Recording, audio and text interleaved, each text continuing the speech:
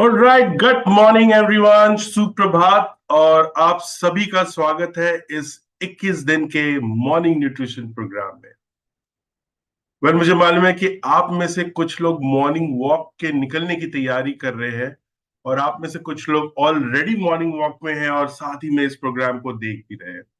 कोई शायद अपना फंक्शनल ड्रिंक बना रहा है, और आप में से कुछ लोग ऐसे हैं जो ऑफिस जाने की तैयारी कर रहे हैं। और अगर आप मुंबई में हैं तो आप वोट देने की तैयारी करें कि आज मुंबई में वोटिंग है और वोट देना जरूरी है। ये आपका कर्तव्य है और आपकी जिम्मेदारी है। और इसी तरह से आपका हेल्थ और आपकी फैमिली का हेल्थ आपका कर्तव्य है और आपकी जिम्मेदारी है। आज 7वां दिन है इस प्रोग्राम का। और पिछले 6 दिन में हमने देखा कि हेल्थ क्यों जरूरी है और इस पे आज ही क्यों काम करना जरूरी है, कब और क्या खाना जरूरी है, और इनर क्लॉक के बारे में हमने समझा। और कल हमने काफी डिटेल में लाइफस्टाइल हैबिट और बॉडी क्लॉक के बारे में समझा, सर्कैडियन रिदम के बारे में। और हमने शेड के बारे में समझा, जहां पे हमने सुना कि एडिक्वेट स्लीप, एडिक्वेट हाइड्रेशन, एक बैलेंस डाइट, लगातार एक्सरसाइज और सप्लीमेंटेशन क्यों जरूरी है। और हमने ये भी समझा कि जैसे रोशनी और अंधेरे की प्रभाव हमारे बॉडी क्लॉक पे बहुत इंपॉर्टेंट होती है, और उसी तरह से physical activity, sleep, food, stress, screen time और लेट नाइट स्नैकिंग का भी बहुत प्रभाव होता है हमारे बॉडी क्लॉक पे। सो मेरे लिए जो सबसे बड़ा चीज था, जो मेरी सबसे बड़ी लर्निंग थी, वो थी फिजिकल एक्सरसाइज में। मैं नॉर्मली ऑफिस से आता हूँ, उसके बाद शाम को वॉक के लिए जाता हूँ। कल हमने समझा कि सबसे बेहतर टाइम जो एक्सरसाइज का होता है वो या तो सुबह होता है या अर्ली इवनिंग में, not late evening. So that was my take away. और अगर आपका जो टॉप मोस्ट टेक अवे था कल का, मैं चाहता हूं कि आप कमेंट बॉक्स में डालिए कि कल आपका सबसे बड़ा टेक अवे क्या था। So that was what we had yesterday, जो हमने सीखा। बिना समय व्यर्थ करते हुए आज टॉपिक इंट्रोड्यूस करने के लिए मंच पे बुलाना चाहूंगा डॉक्टर श्याम रामकृष्ण को। डॉक्टर राम श्यामकृष्ण जो डायरेक्टर है इनोवेशन एंड साइंस के, और वो हेड करते हैं इंडिया और साउथ एशिया मार्केट को। उन्होंने पीएचडी किया है University of Texas Medical Branch से, और post doctoral fellowship from Harvard Medical Schools. So doctor Shyam, over to you. Good morning everyone and happy Monday सबको मेरी तरफ से। तो थैंक यू अरिजीत। मैं आपको आज एक वेरी इंटरेस्टिंग बात करना चाहता हूँ। सो ये एक इंसाइट है जो हमारे मील्स का टाइमिंग कैसे हमारे हेल्थ को इम्पैक्ट करता है, स्पेसिफिकली जहाँ हमारे भूख हो और हमारे फैट स्टोरेज के रिलेशनशिप में। क्योंकि बहुत सारे स्टडीज दिखाया है कि मील टाइमिंग कितने इम्पोर्टेंट है, लेकिन ये एक यूनिक स्टडी है, एक अनोखा स्टडी है जहां इन्होंने फाइंड किया ये क्यों इतना इम्पोर्टेंट है। ये टाइमिंग ऑफ द मील्स, हमारे जब समय में खाते हैं उसके इम्पोर्टेंस क्या है। तो ये इंफॉर्मेशन ब्रिगम एंड विमेन हॉस्पिटल, जो हार्वर्ड के एसोसिएटेड हॉस्पिटल है बॉस्टन में, उनके रिसर्चर्स के एक स्टडी थे। तो ये एक बढ़िया जर्नल में पब्लिश भी हुआ था, उसका नाम है सेल मेटाबॉलिज्म, अभी 2 साल पहले। तो इसमें से हमें कुछ एक्शनेबल स्टेप्स प्रोवाइड करती है जो हम अपनी वेलबींग इंप्रूव करने के लिए बहुत फायदेमंद होगा। तो सबसे पहले चलिए उनका क्या है, उनका फाइंडिंग्स। उनका फाइंडिंग्स बहुत इंपॉर्टेंट है, क्योंकि इस स्टडी ने ये इन्वेस्टिगेट किया कि लेट दिन में खाना लेट दिन में खाने खाने का हमारा बॉडीज पर क्या असर होता है। तो पार्टिसिपेंट्स ने, उन्होंने बहुत सारे पार्टिसिपेंट्स को ले लिया क्लिनिकल स्टडी में, और उन्होंने इस पार्टिसिपेंट्स जो मील्स को दिन में अप्रोक्सीमेटली करीब करीब करीबन 4 घंटे लेट स्केड्यूल करते हैं। सोच लिया, ये जो पार्टिसिपेंट्स ने 4 घंटे लेट स्केड्यूल करते हैं, उन्हें भूख और भूख और उनके खाने का इतना इच्छा बहुत सारी इंक्रीज होती है। क्यों? क्योंकि उनके हॉर्मोन्स चेंज होते हैं। जो लेट खाने वाले हैं उनका हॉर्मोन्स बढ़ जाते हैं। क्या हॉर्मोन्स? उनका लेप्टिन लेवल। लेप्टिन क्या होता है? एक हार्मोन है जो हमको फुलनेस बताते हैं, हमारा दिल भर गया, हमारा पेट भर गया। वो हार्मोन बदला, उनका लेवल्स बदल जाते हैं। और दूसरी बात, कैलोरी का बर्निंग, जो हमारा कैलोरी जो हम खाते हैं और उसको बर्न करने के लिए हमारे माइटोकॉन्ड्रिया जैसा मशीन्स होते हैं, वो स्लो होती है। तो लेट खाने वालों का जो लेप्टिन हार्मोन और उनका कैलोरी बर्निंग भी स्लो होती है। तो एडिशनली उन्होंने क्या देखा कि उनका उनका चर्बी ले लिया, उनका चर्बी में उनका जीन्स देख लिया। और उन्होंने क्या, एक एक बहुत अमेजिंग फैक्ट फाइंड किया, क्योंकि उनका वो जो जीन्स हैं जो हमारे फैट को स्टोरेज करते हैं, हम हमारे फैट को पकड़ कर रखते हैं और हमारे फैट को बढ़ाते हैं, वो भी बढ़ गया। राइट? और जो हमारे बॉडी का मैकेनिज्म है जो फैट को ब्रेक डाउन करते हैं, वो कम हो गया। देखो, लेट खाने का, सिर्फ 4 घंटे लेट खाने का जो शिफ्ट हमारे बॉडी का पूरा मेटाबॉलिज्म को चेंज कर देते हैं। तो अब इसका मतलब हमारे लिए क्या है? बिल्कुल क्लियर है। जब हम खाना खाते हैं, ये उतना इम्पोर्टेंट है जितना कि क्या खाते हैं और कब खाते हैं। तो अपनी हेल्थ को ऑप्टिमाइज करने और ओबेसिटी का रिस्क को रिड्यूस करने के लिए हमें कुछ गाइडलाइंस कंसिडर करनी चाहिए। तो क्या है गाइडलाइंस? दिन में पहले खाना खाओ। अपने मेन मील्स को जल्दी स्केड्यूल करने की कोशिश करो। ये हमारे हंगर हॉर्मोन्स को इफेक्टिवली रेगुलेट करने में बहुत मदद करते हैं और दिन भर अच्छी एनर्जी एक्सपेंडिचर सपोर्ट करता है। दूसरी चीज, कंसिस्टेंट मील टाइम्स मेंटेन करो। उनके मतलब क्या है? कि आपका ईटिंग का, खाने का स्केड्यूल फॉलो करो, हर दिन वही टाइम पर। तो ये कंसिस्टेंसी आपके बॉडी का हंगर और फुलनेस का सिग्नल्स को मैनेज करने में मदद करते हैं। ठीक? फिर तीसरी बात, बैलेंस डाइट प्रायोरिटाइज करो। ठीक?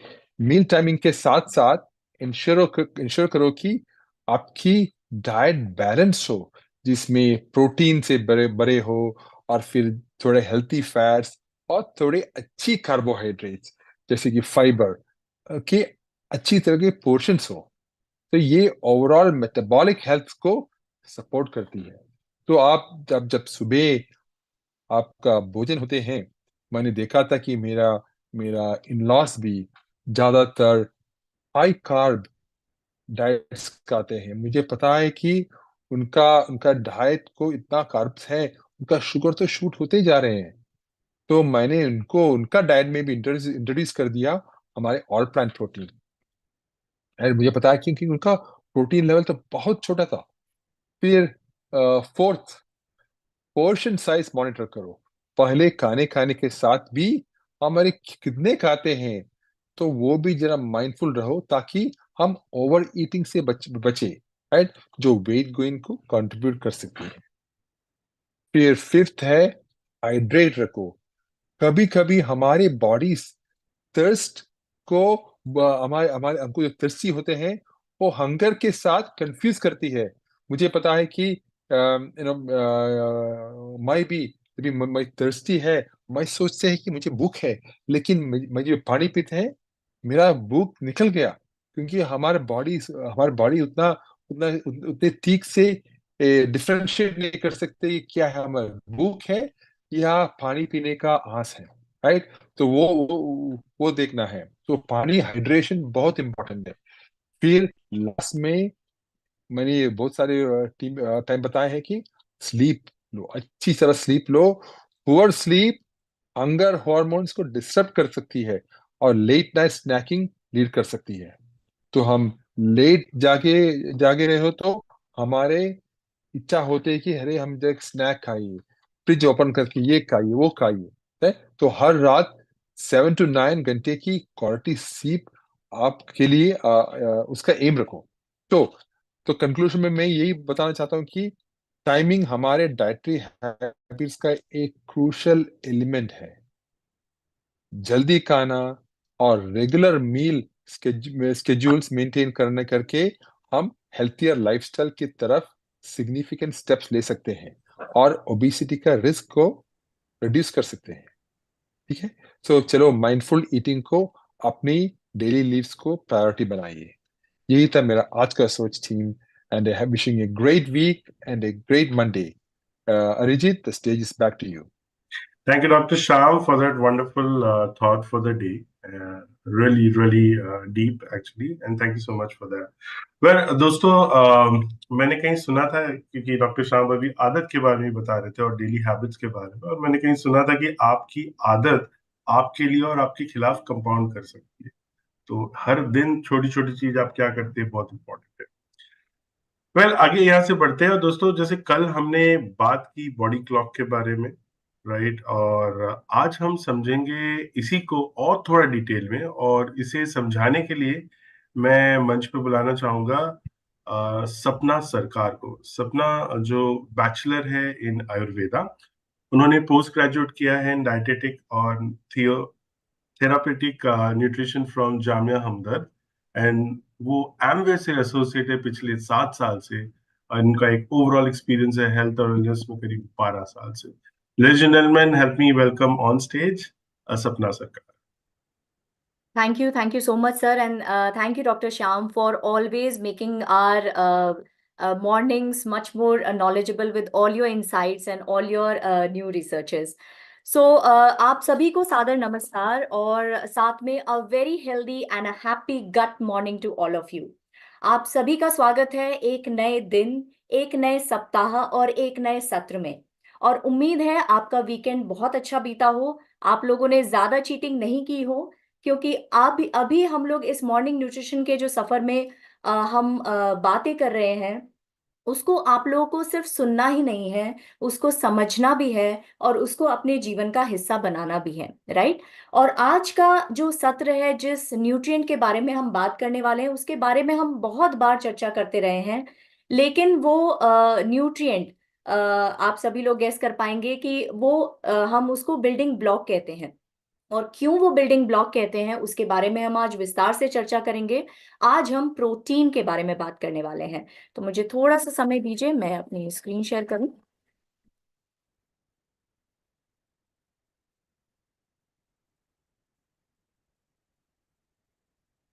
तो मुझे बताइएगा अगर मेरी स्क्रीन विजिबल है तो। एक minute, just give me a moment.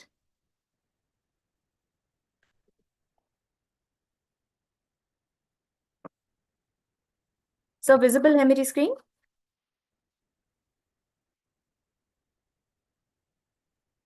I think visible है। Yes, visible. यस। ठीक है, तो अभी तक आप लोगों ने जितने भी सत्र सुने हैं, समझे हैं, उसमें हम निरंतर एक बात करते आ रहे हैं, वो है बायोलॉजिकल क्लॉक। या हम उसको एक और चीज से भी कनेक्ट कर रहे हैं कि वो हमारा एक मेन स्विच है। यानी हम कंटिन्यूअसली अपने बायोलॉजिकल क्लॉक को एक मेन स्विच से जो है हमेशा कनेक्ट करते आ रहे हैं, क्योंकि कहीं ना कहीं हमारे जितने भी सारे सिस्टम हैं, वो उस मेन स्विच और वो उस मेन बायोलॉजिकल क्लॉक से कनेक्टेड है। जैसे कि कल भी हमने ये बात की कि कैसे हमारी जो लाइफस्टाइल हैबिट्स हैं, उसका जो है हमारे बायोलॉजिकल क्लॉक पे कितना सकारात्मक या कितना नकारात्मक प्रभाव पड़ सकता है। और उसी में ही एक पॉइंट था फूड का। और जब भी हम भोजन या पोषण की बात करते हैं, तो उसमें उसका एक बहुत ही इंपॉर्टेंट भाग है प्रोटीन, जो एक बहुत ही इंपॉर्टेंट न्यूट्रिएंट है, जिसके बारे में आज हम चर्चा करने वाले हैं, क्योंकि प्रोटीन अपने आप में पूरा एक विषय है, राइट। जब हम जो है प्रोटीन की बात करते हैं, तो हम कहीं कहीं ना कहीं कई बार चर्चा करते हैं, बट हर बार जब भी हम चर्चा करते हैं तो उसके बारे में कुछ ना कुछ एक से दो पॉइंट हमें एक्स्ट्रा समझ में आ ही जाते हैं या नए सुनने को मिल जाते हैं। तो चलिए, आप लोगों से एक प्रश्न से शुरुआत करती हूँ कि क्या आप प्रोटीन के बिना अपने जीवन की कल्पना कर सकते हैं या अपने अस्तित्व की कल्पना कर सकते हैं? क्या आप ये मानते हैं कि हम सभी लोग प्रोटीन के बने हैं? इसका जवाब मैं देख पा रही हूँ चैट में। ममता जी ने बोला है यस, सत्या जी ने भी बोला है यस।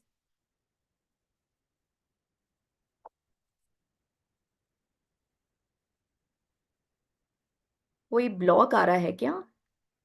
Just minute. ओके, ठीक है। तो आप सभी लोग सही हैं कि हाँ, हम प्रोटीन के ही बने हुए हैं। काफी लोग मिक्स्ड रिएक्शंस आ रहे हैं, तो चलिए मैं आपको एक एग्जांपल देती हूँ कि अगर आप अपने शरीर में सिर्फ पानी और फैट रखें तो क्या आप अपने शरीर की कल्पना कर सकते हैं? बिकॉज उसके अलावा बाकी जो कुछ भी है वो प्रोटीन का बना हुआ है। हर सेल आपकी प्रोटीन की बनी हुई है, आपके मसल्स प्रोटीन के बने हुए हैं, आपकी स्किन प्रोटीन की बनी हुई है, आपकी हड्डियां प्रोटीन की बनी हुई है, आपका ब्लड प्रोटीन का बना हुआ है। तो ये तो अब तय हो गया है कि प्रोटीन के बिना इस शरीर की और एक अच्छे स्वास्थ्य की कल्पना भी करना मुश्किल है, और इसीलिए हम प्रोटीन को बिल्डिंग ब्लॉक भी कहते हैं। इस प्रोटीन को 1838 में स्वीडिश केमिस्ट ने जो है ये टर्म दिया था, जो है ग्रीक वर्ड प्रोटियोस से डिराइव्ड है, और प्रोटियोस का मतलब ही है प्राइमरी या फिर in the first place.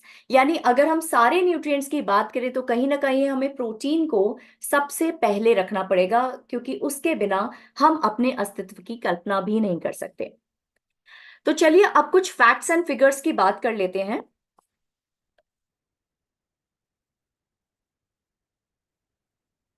A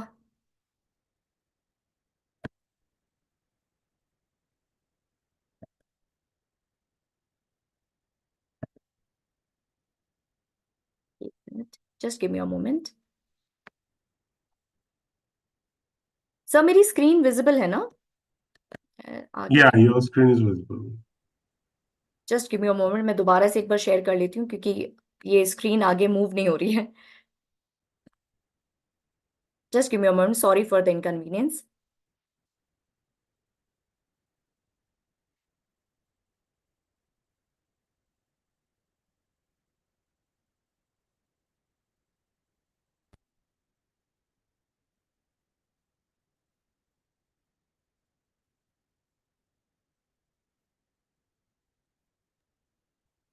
right. तो अब चलिए थोड़े से फैक्ट्स एंड फिगर्स की बात कर लेते हैं, वो भी इंडिया के परिप्रेक्ष्य में, और हम बात कर रहे हैं अवेयरनेस के तौर पे। और अगर आप देखेंगे कि यहाँ पे जो है इंडिया के बारे में अगर हम बात कर रहे हैं तो कहीं ना कहीं जो है 10 में से 8 लोगों का जो है जो फूड है वो प्रोटीन डेफिशिएंट है, और 10 में से 9 लोगों को तो उनकी रिक्वायरमेंट पता ही नहीं है, क्योंकि जब तक उनको रिक्वायरमेंट ही पता नहीं होगी तब तक वो उसके ऊपर एक्शन भी नहीं ले पाएंगे। तो अभी आगे आने वाली कुछ स्लाइड्स सिर्फ फैक्ट्स एंड फिगर्स के ऊपर है, ताकि आप ये समझ सकें कि कितनी अवेयरनेस, अगर हम अपने कंट्री की बात करें तो प्रोटीन के बारे में कितने सारे मिथ्स और कितनी सारी जो है अवेयरनेस की कमी है। ठीक है, तो चलिए हम नेक्स्ट स्लाइड पे जाते हैं। तो यहाँ पे IMRB ने जो है 2017 में जो है एक सर्वे किया था, जिसमें सैंपल साइज 1260 था, जिसमें 59% वेजिटेरियन लोग थे एंड 41% जो है, सॉरी 59% नॉन वेजिटेरियन लोग थे और 41% वेजिटेरियन थे, जिसमें से 75% अपनी प्रोटीन रिक्वायरमेंट को लेके कंप्लीटली अवेयर थे, और उसमें से भी 88% का जो प्रोटीन इंटेक था वो उनकी रिक्वायरमेंट से काफी कम था। अगर हम रीजन वाइज बात करें प्रोटीन की अवेयरनेस के बारे में, तो आप देख पा रहे हैं कि नॉर्थ में प्रोटीन के विषय में जो अवेयरनेस है वो सिर्फ 2% है, साउथ में 13% है, वेस्ट में 27% है, और ईस्ट में 89% के आसपास है। तो कहीं ना कहीं ये फैक्ट्स एंड फिगर्स थोड़ा सा चिंताजनक है कि हमें अभी अवेयरनेस ही नहीं है, और इस वजह से हमारे जो डाइट में प्रोटीन का जो पोजीशन होना चाहिए वो काफी कम है। अभी ये जो हम फैक्ट्स एंड फिगर्स की बात कर रहे हैं, ये हम अर्बन रिच इंडिया की बात कर रहे हैं। क्यों यहाँ पे हम एम्फसाइज कर रहे हैं अर्बन रिच इंडिया की?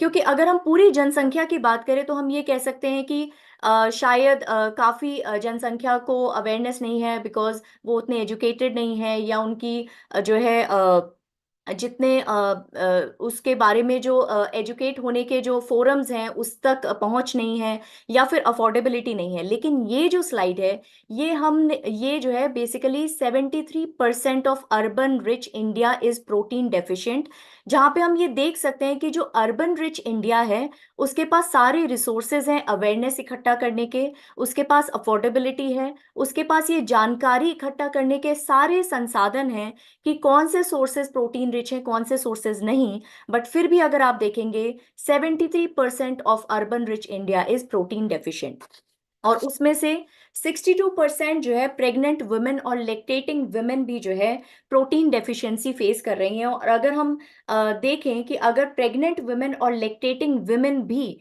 प्रोटीन डेफिशिएंसी फेस कर रही हैं, तो सोचिए हमारी आगे आने वाली पीढ़ी की ग्रोथ एंड डेवलपमेंट पर भी उसका विपरीत प्रभाव पड़ेगा।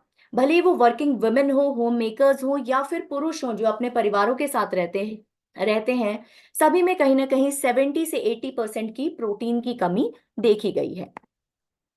तो यहाँ पे अगर हम बात करें कि अर्बन वेल ऑफ इंडिया में 73% जो डाइट है वो प्रोटीन डेफिशिएंट है, और 93% को अपनी आइडियल प्रोटीन रिक्वायरमेंट का पता ही नहीं है, राइट। और जब हम जो है प्रोटीन की बात करते हैं तो मोस्टली नॉन वेजिटेरियन ये एक सोच रखते हैं कि हम क्योंकि नॉन वेजिटेरियन है तो हमें प्रोटीन की डेफिशिएंसी हो ही नहीं सकती। तो अगर आप यहाँ पे फैक्ट्स एंड फिगर्स देख रहे हैं तो 84% वेजिटेरियन डाइट्स प्रोटीन डेफिशिएंट है, और 65% के आसपास नॉन वेजिटेरियन डाइट्स भी सफिशिएंट प्रोटीन में डेफिशिएंट हैं, राइट। 97% प्रेग्नेंट वुमेन को पता ही नहीं है कि उनकी एक्चुअली प्रोटीन रिक्वायरमेंट है क्या, राइट। तो इस स्लाइड से हमें ये समझ में आ रहा है कि हम अगर overall urban well of India की भी बात करें तो कहीं ना कहीं वो भी प्रोटीन डेफिशिएंट के कगार पे खड़े हैं। अब ये क्यों हो रहा है? जहां तक हम प्रोटीन सोर्सेस की बात करें तो ओवरऑल एक अनअवेयरनेस है, एक अवेयरनेस की कमी डेफिनेटली है, बिकॉज उसके बारे में बहुत सारे मिथ्स भी हैं। तो सबसे पहला तो मिथ है कि आप जो है जो प्रेग्नेंट एंड लेक्टेटिंग वुमेन है उनको ये लगता है कि अगर हम जैसे हम प्रेग्नेंट हैं या लेक्टेशन फेज में हैं, तो अगर हम बहुत सारे फ्रूट्स एंड वेजिटेबल्स खा रहे हैं तो उससे हमारी प्रोटीन की कमी पूरी हो जा रही है, जो एक पूरी तरह से गलत अवधारणा है। दूसरी तरफ कुछ लोग सोचते हैं कि हाँ, मैं समझ रही हूँ आपके लिए विश्वास करना थोड़ा मुश्किल है, क्योंकि आप हमसे जुड़े हुए हैं और आपको पता है कि प्रोटीन के सोर्सेस क्या है, प्रोटीन की इंपॉर्टेंस क्या है। बट अगर ग्राउंड रियलिटी में जाएंगे तो आपको ये सारे सवाल डेफिनेटली दिखाई देंगे, या लोग ये पूछते हुए सुनाई देंगे आपको कि हम तो बहुत सारा ग्रीन लीफी वेजिटेबल खाते हैं, या हम बहुत सारा फ्रूट्स एंड वेजिटेबल्स खाते हैं, तो फिर क्यों हमें प्रोटीन अलग से लेने की जरूरत है। और तीसरी चीज कि जैसे ही हम प्रोटीन रिच डाइट की बात करते हैं या प्रोटीन के बारे में बात करते हैं, तो एक अवधारणा है सबके मन में कि अगर हम प्रोटीन खाएंगे तो वो हमारी हेल्थ के लिए बुरा है, भले ही वो हमारी किडनी से रिलेटेड है, भले ही हमें यूरिक एसिड हो सकता है या हमारी किडनी खराब हो सकती है, या फिर अगर हम बहुत ज्यादा प्रोटीन खाएंगे तो उनके दिमाग में है कि इसका मतलब है कि सारे नॉन वेजिटेरियन सोर्सेस हमें ज्यादा खाने पड़ रहे हैं पड़ेंगे, जिसकी वजह से हमारा कोलेस्ट्रॉल लेवल वगैरह बढ़ सकता है। तो इन्हीं सब बातों को के प्रति अवेयरनेस, इन्हीं सब बातों के बारे में और चर्चा करने के लिए हम इस सत्र को आगे बढ़ाते हैं। तो चलिए सबसे पहले समझते हैं कि ये प्रोटीन है क्या, राइट। तो प्रोटीन बेसिकली बहुत कॉम्प्लेक्स मॉलिक्यूल है, और जिसको हम building blocks of the body कहते हैं। ये जब हम प्रोटीन खाते हैं तो बॉडी आपकी बॉडी उसको उसी तरह से एब्जॉर्ब नहीं कर सकती है, तो ये ब्रेक डाउन होती है अपनी स्मॉलेस्ट यूनिट में, जिसको हम अमीनो एसिड कहते हैं। तो यानी डाइजेशन के बाद आपके ब्लड में जो प्रोटीन जाता है वो अमीनो एसिड के फॉर्म में जाता है। जैसे जब हम कार्बोहाइड्रेट खाते हैं तो ग्लूकोज के फॉर्म में जाता है, जब हम फैट्स खाते हैं तो फैटी एसिड के फॉर्म में जाता है। वैसे ही जब हम प्रोटीन खाते हैं तो डाइजेशन के बाद ये ब्लड में हमारे अमीनो एसिड में के फॉर्म में अब्सॉर्ब होता है। अब ये अमीनो एसिड आप समझ लीजिए बिखरे हुए मोती हैं, राइट।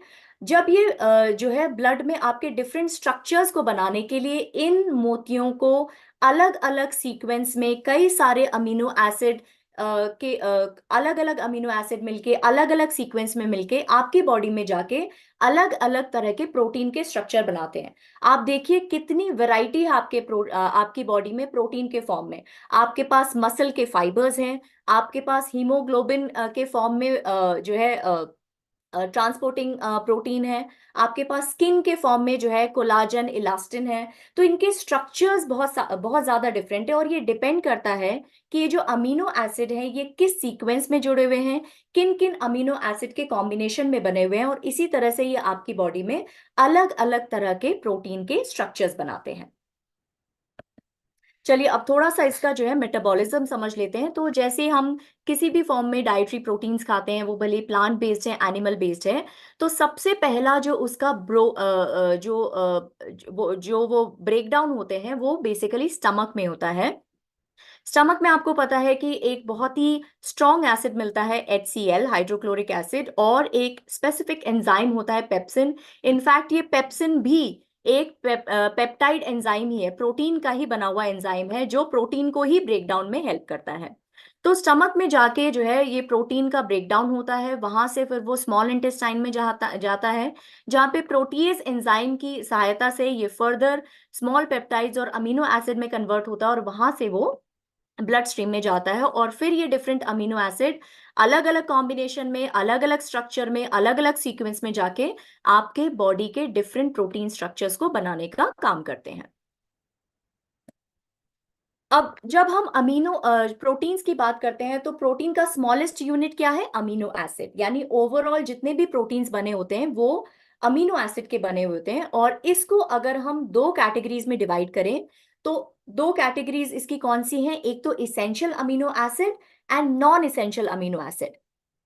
तो क्या आप समझते हैं कि अगर नॉन इसेंशियल अमीनो एसिड जो टर्मिनोलॉजी है वो कह रही है नॉन इसेंशियल, तो क्या ये हमारी बॉडी के लिए जरूरी नहीं है? यस या नो?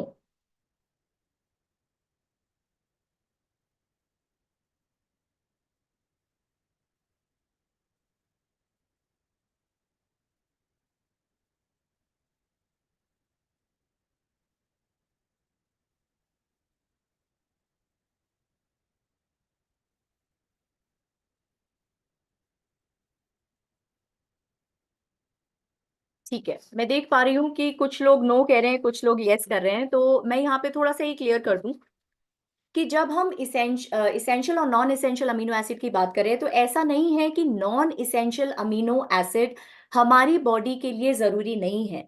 लेकिन थिंक स्क्रीन पे कुछ ब्लैक आ रहा है, I am trying to remove it. हाँ, आई थिंक चला गया, राइट? ओके। तो जहां तक हम जो है इसेंशियल और नॉन इसेंशियल अमीनो एसिड की बात करें, तो नॉन इसेंशियल अमीनो एसिड भी बहुत जरूरी है। इनफैक्ट इसमें से कई सारे जो अमीनो एसिड हैं वो कई बार कंडीशनल इसेंशियल अमीनो एसिड भी बन जाते हैं। जैसे न्यूबॉर्न होते हैं, प्रेगनेंसी होती है, लैक्टेशन होते हैं, बहुत ज्यादा जो स्पेसिफिक कंडीशंस होती हैं उसमें कई सारे non essential amino acid essential amino acid का भी काम करते हैं। लेकिन अच्छी बात क्या है कि आपकी बॉडी इसको बनाने के लिए पूरी तरह से काबिल है। तो इसीलिए इसेंशियल अमीनो एसिड हमारे लिए बहुत जरूरी हो जाते हैं, क्योंकि ये हमारी बॉडी बना नहीं पाती है, और इसीलिए हमें इसको डाइट से लेना बहुत जरूरी है। इसीलिए हम इसको इसेंशियल अमीनो एसिड कहते हैं। तो इसेंशियल अमीनो एसिड और नॉन इसेंशियल अमीनो एसिड दोनों ही जरूरी हैं, लेकिन इसेंशियल अमीनो एसिड की जरूरत को पूरा करने के लिए हमें अपने फूड पे ज्यादा डिपेंडेंट रहना पड़ता है, क्योंकि इसको हमारी बॉडी नहीं बना पाती है। ठीक है। तो जब हम प्रोटीन्स की बात कर रहे हैं तो इसके फंक्शंस को भी थोड़ा सा समझ लेते हैं।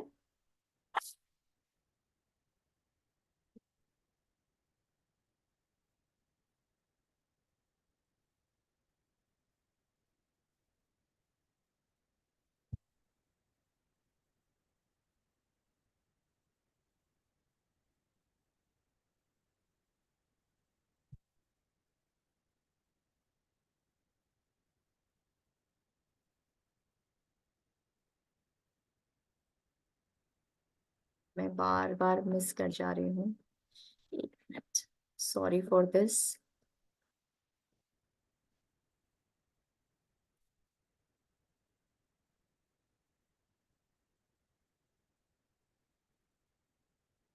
ठीक है। तो फंक्शंस की जब हम बात करते हैं तो सबसे पहले तो हमें पता है कि हमारी जो मसल्स हैं उसका जो है खाना क्या है, प्रोटीन है, राइट। तो हमें ये पता है कि 80% ऑफ जो मसल्स है वो प्रोटीन का ही बना हुआ है। और ये आपके जो है मसल्स के ग्रोथ, रिपेयर और मेंटेनेंस के लिए प्रोटीन की आवश्यकता निरंतर बनी रहती है। अगर हम इम्यूनिटी की बात करें तो जो आपके आंसुओं में जो लाइसोजाइम पाया जाता है, जो इन्फ्लेमेटरी कंपाउंड है साइटोकाइन, या फिर जो एंटीबॉडीज हैं, उस सब के बनने के लिए प्रोटीन की बहुत ज्यादा जरूरत है। और अगर आप में आपके शरीर में प्रोटीन की कमी है तो ऑटोमेटिकली ये जितने भी बैरियर्स हैं जो हमारे इम्यून सिस्टम को और स्ट्रेंथन करते हैं वो बनने में मुश्किल होगी। उसी तरह से अगर आप एक नॉर्मल डाइजेस्टिव सिस्टम को सस्टेन करना चाहते हैं तो उसमें हमें सबसे ज्यादा क्या जरूरी होती है, डाइजेस्टिव एंजाइम्स। और जितने भी आपके डाइजेस्टिव एंजाइम्स हैं वो भी कहीं ना कहीं प्रोटीन के बने हैं, जैसे प्रोटीएज हो गया, पेप्सिन हो गया, ये सारे जो है protein based enzyme, digestive enzymes ही हैं। उसके अलावा आपकी बॉडी में जितने ज्यादा जो है न्यूट्रिएंट्स को, इसेंशियल न्यूट्रिएंट्स को जो है ट्रांसपोर्टेशन का काम आपके ब्लड के थ्रू होता है। और ब्लड में जो हीमोग्लोबिन है जो बेसिकली ऑक्सीजन ट्रांसफर का काम करता है, हीम जो पार्ट है वो है आयरन, और ग्लोबिन जो पार्ट है वो है प्रोटीन, राइट। तो जो है अगर आपको जो है हीमोग्लोबिन अपने ब्लड में प्रॉपर बनाए रखना है तो आपको न केवल आयरन की जरूरत है बट उसके साथ साथ आपको प्रोटीन की भी जरूरत है। उसके अलावा जब हम डीएनए रेगुलेशन की बात करते हैं तो हमारे डीएनए में जो जेनेटिक कोड्स हैं उसके एक्सप्रेशन के लिए भी जो है आपको प्रोटीन की जरूरत है। उसके अलावा ब्रेकिंग डाउन ऑफ फूड, यानी आपका जब फूड आपके डाइजेस्टिव सिस्टम में जाता है तो उसको ब्रेक डाउन करने के लिए जितने भी एंजाइम्स हैं वो आपके प्रोटीन के बने हुए हैं। आपका जो है कोई भी बॉडी टिश्यू को रिपेयर करना है, हीलिंग करना है, उसके लिए जैसे आपने देखा होगा कि कोई बर्न का केस होता है या कहीं पे चोट लगती है तो डॉक्टर बोलते हैं कि अपना प्रोटीन का रिक्वायरमेंट आपको बढ़ाना चाहिए। उसके अलावा जितने भी जो है केमिकल मैसेंजर्स हैं जिनको हम हॉर्मोन्स कहते हैं, जिसके बिना अगेन हमारी बॉडी में कोई भी फंक्शन प्रॉपरली नहीं हो पाएगा, वो भी, उसका बेस भी जो है प्रोटीन का ही बना हुआ है। उसके अलावा जितने भी हमारे फील गुड हॉर्मोन्स हैं, जो न्यूरोट्रांसमीटर्स हैं, उसको बनाने के लिए भी हमें प्रोटीन की जरूरत होती है। और हम ये जानते हैं कि प्रोटीन एक एनर्जी का भी सोर्स है। पर ग्राम हमें 4 किलो कैलोरी जो है एनर्जी मिलती है प्रोटीन से। और इसके अलावा अगर आपको हेल्दी स्किन, हेयर, नेल्स को मेंटेन करना है तो उसके जो प्रोटीन है, जैसे कैरेटिन हो गया, कोलाजन हो गया, इलास्टिन हो गया, ये सब भी प्रोटीन के बने हुए हैं। तो अगर आप यहाँ पे देख पा रहे हैं कि अगर आप अपनी बॉडी की कोई भी संरचना आप देख रहे हैं तो उसमें कहीं ना कहीं प्रोटीन का छोटा या बड़ा रोल कहीं ना कहीं डेफिनेटली है। अब बात करते हैं कि जो है प्रोटीन की जरूरत, यानी हमें हमारी जो है प्रोटीन की क्या रिक्वायरमेंट, हमें कितने अमाउंट में प्रोटीन चाहिए, उसकी रिक्वायरमेंट कुछ फैक्टर्स पे डिपेंड करती है। सबसे पहले तो आपके इंडिविजुअल बेसिस पे, यानी जो है आपकी फिजियोलॉजिकल रिक्वायरमेंट क्या है, यानी कुछ पॉइंट्स हैं जैसे आपका जेंडर। तो आपने देखा होगा बाय डिफॉल्ट जो है प्रोटीन की रिक्वायरमेंट पुरुषों में ज्यादा देखी जाती है, क्योंकि उनका बाय डिफॉल्ट उनका जो स्ट्रक्चर होता है वो ज्यादा मस्कुलर होता है कंपेयर टू फीमेल्स। जब हम एज की बात करते हैं तो एज वाइज भी अगर आप देखेंगे तो आपकी प्रोटीन की रिक्वायरमेंट चेंज होती रहती है। जब आप ग्रो कर रहे हैं, जब आप बच्चे हैं, अडोलेसेंट हैं, फिर आप एडल्ट फेज में आते हैं जहां पे आपको अपने मसल मेंटेनेंस के लिए प्रोटीन की जरूरत होती है। और जब आप ओल्ड एज में जाते हैं जहां पे आपका जो मसल मास है वो धीरे धीरे डिटोरेट हो रहा है, तो अगर आप देखेंगे जीवन के हर फेज में आपकी प्रोटीन की रिक्वायरमेंट डिफरेंट होगी, बट प्रोटीन की रिक्वायरमेंट डेफिनेटली होगी। उसके अलावा जो तीसरा पॉइंट है वो है फिजिकल एक्टिविटी, यानी आपका फिजिकल एक्टिविटी का स्टेटस क्या है। आप स्ट्रेंथ ट्रेनिंग कर रहे हैं, उसकी फ्रीक्वेंसी क्या है, आप रेजिस्टेंस ट्रेनिंग कर रहे हैं, आपकी इंटेंसिटी क्या है। तो उन सब बिंदुओं के बेसिस पे भी जो है आपकी प्रोटीन की रिक्वायरमेंट कम या ज्यादा हो सकती है। और last but not the least, आपका हेल्थ स्टेटस। आप हेल्दी इंडिविजुअल है या आपको कोई क्रॉनिक डिजीज है, क्रिटिकल डिजीज है, प्रेगनेंसी फेज में है, लैक्टेशन में है, माल न्यूट्रिशन है, किसी तरह का ट्रॉमा हुआ है, कोई सर्जरी आपको हुई है, तो उस हिसाब से भी आपकी प्रोटीन की रिक्वायरमेंट डिपेंड करती है कि आपकी बॉडी, आपके शरीर को कितना प्रोटीन चाहिए। उसके अलावा जब हम दूसरी चीज क्या आती है, प्रोटीन की क्वालिटी। कि सिर्फ क्वांटिटी ही नहीं, अगर आप सही क्वालिटी का प्रोटीन नहीं ले रहे हैं तो वो भी जो है उसके ऊपर डिपेंड करेगा कि आपको कितना प्रोटीन रिक्वायर्ड है on a day to day basis. तो प्रोटीन की क्वालिटी दो बिंदुओं पे मेनली फोकस्ड है। सबसे पहले तो आपका अमीनो एसिड प्रोफाइल, यानी आप जो प्रोटीन चूज कर रहे हैं उसमें आपके 9 इसेंशियल अमीनो एसिड प्रेजेंट है कि नहीं है। इसका मतलब द क्वालिटी ऑफ प्रोटीन, क्या वो प्रोटीन कंप्लीट प्रोटीन है या नहीं है। और दूसरा, आप प्रोटीन की क्वालिटी कैसे असेस कर सकते हैं? आपके पिडिका स्कोर से। जो है इसका जो फुल फॉर्म है वो है protein digestibility corrected amino acid score. ये एक मेथड है इवैल्यूएट करने का कि प्रोटीन की क्वालिटी कैसी है, यानी उसका अमीनो एसिड प्रोफाइल कैसा है, और उसकी डाइजेस्टिबिलिटी कैसी है, यानी जो हम अमीनो एसिड प्रोफाइल बोल रहे हैं कि इस प्रोटीन में है, क्या वो पूरी तरह से आपकी बॉडी में डाइजेस्ट और एब्जॉर्ब हो पा रहा है कि नहीं हो पा रहा है। और पिडिका स्कोर मैक्सिमम स्कोर क्या हो सकता है? 1, राइट। तो ये इन दो बेसिस पे आप ये डिसाइड कर सकते हैं कि आपको डेली बेसिस पे कितना प्रोटीन का रिक्वायरमेंट है। तो चलिए अब हम जो है बात कर लेते हैं कि आपकी डेली की रिक्वायरमेंट कैसी है, कितनी होनी चाहिए। सपना, just before सपना that, countdown menu coming up, वहाँ पर जो 3 देख डॉट्स पा हैं रही उस हूँ, पे लेकिन जाकर उसके बाद ना सर मैं स्लाइड वो नहीं कर पा रही हूँ, वो मूव नहीं कर पा रही हूँ आगे। आप स्केप करके बाहर हो जाइए जरा। यूट्यूब में काफी कमेंट्स आ रहे हैं, चलिए स्केप ओके, कर दिएगा, एक बार ट्राई करिए। Let Mohit or somebody run the deck and Sapna can say slide change and we can probably do that. मैं एक बार और ट्राई करती हूँ।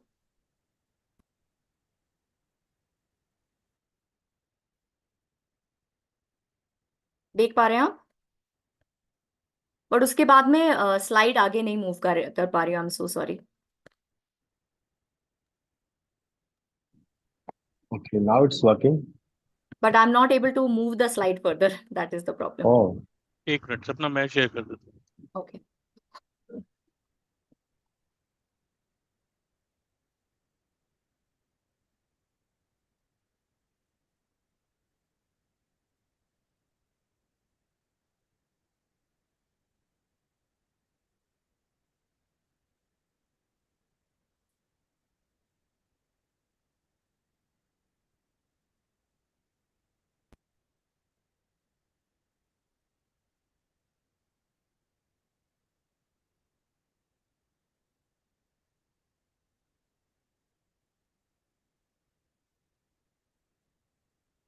चलिए तो अब जो है हमने ये समझ लिया कि किन दो बिंदुओं के आधार पर आप ये डिसाइड करेंगे कि आपकी बॉडी की डेली रिक्वायरमेंट क्या है। And as per the regulatory authorities अगर हम देखेंगे तो नेक्स्ट स्लाइड में हम समझ पाएंगे कि आपकी डेली रिक्वायरमेंट कितना होना चाहिए। Next slide please. तो यहाँ पे आप देखिए कि आपकी प्रोटीन की रिक्वायरमेंट, जैसे हमने कहा कि फिजिकल एक्टिविटी पे डिपेंड करती है, जेंडर पे डिपेंड करती है, तो यहाँ पे फिजिकल एक्टिविटी के हिसाब से बताया हुआ है कि आपकी डेली की प्रोटीन की रिक्वायरमेंट कितनी है। तो अगर आप यहाँ पे देखेंगे कि सेडेंट्री इंडिविजुअल के हिसाब से 0.8 ग्राम पर केजी बॉडी वेट, अगर आप जो है एथलेटिक एक्टिविटीज में इन्वॉल्व हैं तो 1 टू 1.4 ग्राम पर केजी बॉडी वेट, अगर आप एंड्योरेंस एथलीट हैं तो 1.2 टू 1.4 ग्राम पर केजी बॉडी वेट, और अगर आप वेट लिफ्टिंग या स्ट्रेंथ ट्रेनिंग में इन्वॉल्व हैं तो 1.2 टू 1.6 ग्राम पर केजी बॉडी वेट के हिसाब से आपकी प्रोटीन रिक्वायरमेंट होनी चाहिए। बट दुख की बात यह है कि हम उतना भी नहीं, अपनी जरूरत के हिसाब से उतना भी कंप्लीट नहीं कर पा रहे हैं। तो इसके बाद बात आती है कि हमने समझ लिया कि हमारी प्रोटीन की रिक्वायरमेंट है क्या। अब दूसरा सवाल आता है कि when to consume protein in the day. तो आपको क्या लगता है कि प्रोटीन कब कंज्यूम करना सबसे अच्छा रहेगा? आपसे ये जवाब जानना चाहूंगी।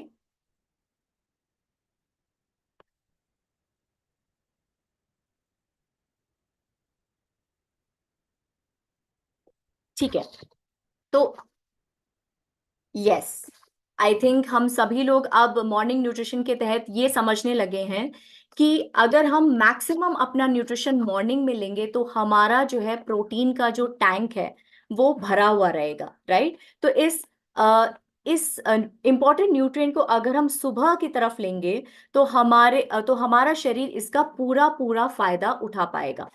राइट। तो अगर हमारी मॉर्निंग की न्यूट्रिशन प्रोटीन से भरपूर है तो वो सबसे अच्छा रहेगा, ताकि आप पूरे दिन भर की एनर्जी के लिए, अपने मेटाबॉलिक फंक्शंस के लिए को भली भांति चलाने के लिए पूरी तरह से तैयार रहेंगे। तो क्यों हमें मॉर्निंग में इस इंपॉर्टेंट न्यूट्रिएंट को लेना चाहिए, उसको 4 बिंदुओं के तहत समझते हैं। सबसे पहला है नेगेटिव प्रोटीन बैलेंस। अब ये नेगेटिव प्रोटीन बैलेंस है क्या? तो जब आपके सेल्स का प्रोटीन टैंक खाली हो जाता है, उसको हम कहते हैं नेगेटिव प्रोटीन बैलेंस। ये कब होता है? जब आप रात भर के स्टार्वेशन के बाद, जब आपकी बॉडी ऑलरेडी अपना हीलिंग प्रोसेस कर रही है, अपना जो है मेंटेनेंस कर रही है, अपना ग्रोथ, रिपेयर, इन सारी चीजों में इन्वॉल्व हो रही है। तो क्या हो रहा है कि हर सेल में जो प्रोटीन है वो यूज हो जा रहा है, जितने भी अमीनो एसिड हैं वो यूटिलाइज हो गए हैं। और सुबह इस प्रोटीन की कमी को पूरा करने के लिए आपको मॉर्निंग में प्रोटीन रिच ब्रेकफास्ट लेना बहुत आवश्यक हो जाता है, राइट। ताकि आपके जो मेटाबॉलिक फंक्शंस हैं उसके लिए आपके सेल्स के पास सफिशिएंट क्वांटिटी में प्रोटीन पूरी तरह से हो। दूसरी चीज, ये डेफिनेटली अगर आप मॉर्निंग में प्रोटीन ले रहे हैं तो ये आपके मेटाबॉलिक रेट को बूस्ट करता है, बिकॉज आपको पता है कि रात की तरफ आपका मेटाबॉलिज्म कंपैरेटिवली स्लो होता है और दिन की तरफ आपका मेटाबॉलिज्म कंपैरेटिवली हाई रहता है। साथ में आपको पता है कि प्रोटीन जो है आपके मसल मास को जो है इम्प्रूव करने के लिए, उसको स्ट्रेंथन करने के लिए जो है यूटिलाइज होता है। और जितना आपका हायर मसल मास रहेगा उतना आपका मेटाबॉलिज्म बूस्टेड रहेगा। तो कहीं ना कहीं ये आपके मेटाबॉलिक रेट को भी बूस्ट करने में हेल्पफुल रहता है। तीसरी चीज, ये आपके बॉडी को सस्टेन्ड एनर्जी देता है। सस्टेन्ड एनर्जी यानी, क्योंकि प्रोटीन धीरे धीरे बॉडी में डाइजेस्ट होता है तो ये आपके बॉडी को एनर्जी भी धीरे धीरे देता है। यानी लंबे समय तक आपको, अगर आपने अपना ब्रेकफास्ट प्रोटीन रिच खाया है तो लंबे समय तक आपको ये एनर्जी महसूस होती रहेगी और सडन एनर्जी क्रैश नहीं होगा। And last but not the least, higher thermic effect. तो अगर आप देखेंगे कार्बोहाइड्रेट और फैट के कंपैरेटिव में जो प्रोटीन का जो थर्मिक इफेक्ट है वो काफी ज्यादा है। इनफैक्ट 25 to 30% आपका प्रोटीन का थर्मिक इफेक्ट ज्यादा है। अब थर्मिक इफेक्ट है क्या, तो इसको मैं एक एग्जांपल से समझाती हूँ। कि मान लीजिए आपने 100 कैलोरी का एक कोई फूड खाया है, प्रोटीन रिच फूड खाया है, लेकिन आपकी बॉडी को मिलते समय वो सिर्फ 75 कैलोरी मिलेगा, बिकॉज 25 कैलोरी आपकी बॉडी ने ऑलरेडी यूज कर ली है उस प्रोटीन को डाइजेस्ट करने के लिए। तो ये बेसिकली आपका हायर थर्मिक इफेक्ट है, जहां पे body 25% of the calorie already use कर लेती है उस पर्टिकुलर फूड को डाइजेस्ट करने के लिए, जो कंपैरेटिव टू कार्बोहाइड्रेट जो सिर्फ 5 to 10% उसका थर्मिक इफेक्ट है, और जो फैट है 0 to 3% ही उसका थर्मिक इफेक्ट है, उसके कंपैरेटिव में काफी ज्यादा है। अब समझ लेते हैं कि ये कैसे, अगर आप इसको मॉर्निंग में ले रहे हैं तो ये किस किस तरह से आपकी बॉडी को हेल्प कर रहा है, आपके स्वास्थ्य को मेंटेन करने में हेल्प कर रहा है। तो क्यों हम इसको प्रेफरेबली मॉर्निंग में ले रहे हैं, तो एक ऑब्जर्वेशनल स्टडी हुई थी। ये मसल मास को इम्प्रूव करता है, इसके बारे में एक ऑब्जर्वेशनल स्टडी हुई थी जहां पे जो सब्जेक्ट्स उनको 2 ग्रुप्स में डिवाइड किया गया था। पहले ग्रुप को जो है ब्रेकफास्ट में ज्यादा प्रोटीन दिया गया और दूसरे ग्रुप को डिनर में ज्यादा प्रोटीन दिया गया। तो कुछ समय पश्चात ये देखा गया कि जो है जिस ग्रुप ने ब्रेकफास्ट में ज्यादा प्रोटीन लिया है उनका muscle volume comparative to other group ज्यादा था और उनका जो ग्रिप स्ट्रेंथ था वो भी ज्यादा था। इसी के साथ में एक और जो है स्टडी हुई थी 2016-2018 में कोरिया में, जहां पे ये देखा गया कि इनफैक्ट प्लांट बेस्ड प्रोटीन का भी जो है ग्रिप स्ट्रेंथ को हाई करने में एक बहुत मेजर रोल है, इनफैक्ट एक पॉजिटिव इम्पैक्ट है। तो ओवरऑल अगर आप ब्रेकफास्ट अपना प्रोटीन रिच रख रहे हैं तो वो आपके मसल मास को इम्प्रूव कर रहा है, ये इस स्टडी से जो है प्रूव हो गया। और साथ ही वो आपको क्या दे रहा है, आपके मेटाबॉलिज्म ऑप्टिमल हो रहा है, यानी आपका मेटाबॉलिज्म अपने मैक्सिमम लेवल पे काम कर रहा है, आपका मेटाबॉलिक हेल्थ इंप्रूव हो रहा है, आपकी फिटनेस इंप्रूव हो रही है और आपकी overall over the period of time आपकी जो क्वालिटी ऑफ लाइफ है वो भी इंप्रूव्ड दिखाई देगी। ठीक है, अब चलते हैं नेक्स्ट पॉइंट की, अगर आप मॉर्निंग में लेते हैं प्रोटीन तो ये कैसे आपके वेट मैनेजमेंट को इंप्रूव करता है।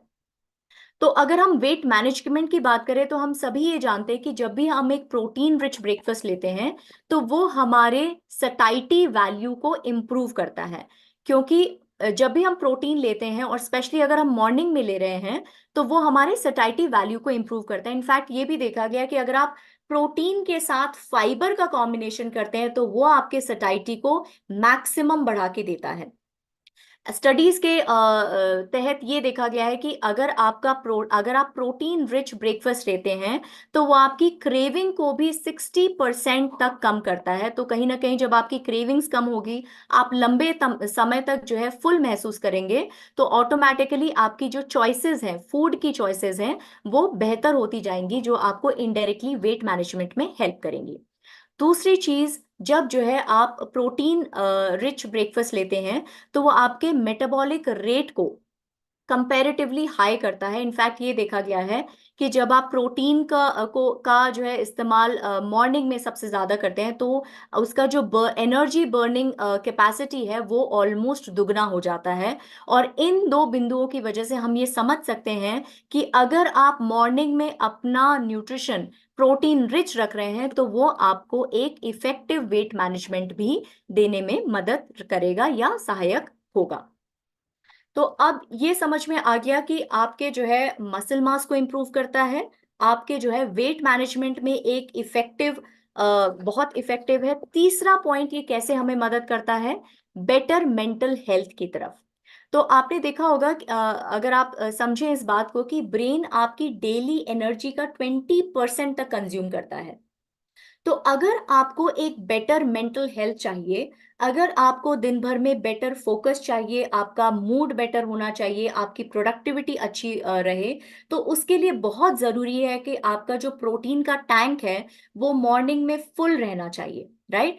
ताकि आपके जो उससे जो आपके जो एनर्जी लेवल है वो लंबे समय तक अच्छे रहें। इनफैक्ट जो है आप ये भी समझें कि जब आप प्रोटीन रिच ब्रेकफास्ट लेते हैं तो उससे आपके जो इंसुलिन स्पाइक्स हैं वो सडन इंसुलिन स्पाइक्स नहीं होते हैं, जिसकी वजह से आपके ब्लड में जो ग्लूकोज लेवल है वो लंबे समय तक स्टेबल रहता है। जब लंबे समय तक ग्लूकोज लेवल स्टेबल रहेगा तो ऑटोमेटिकली वो आपको सस्टेन्ड एनर्जी देता रहेगा।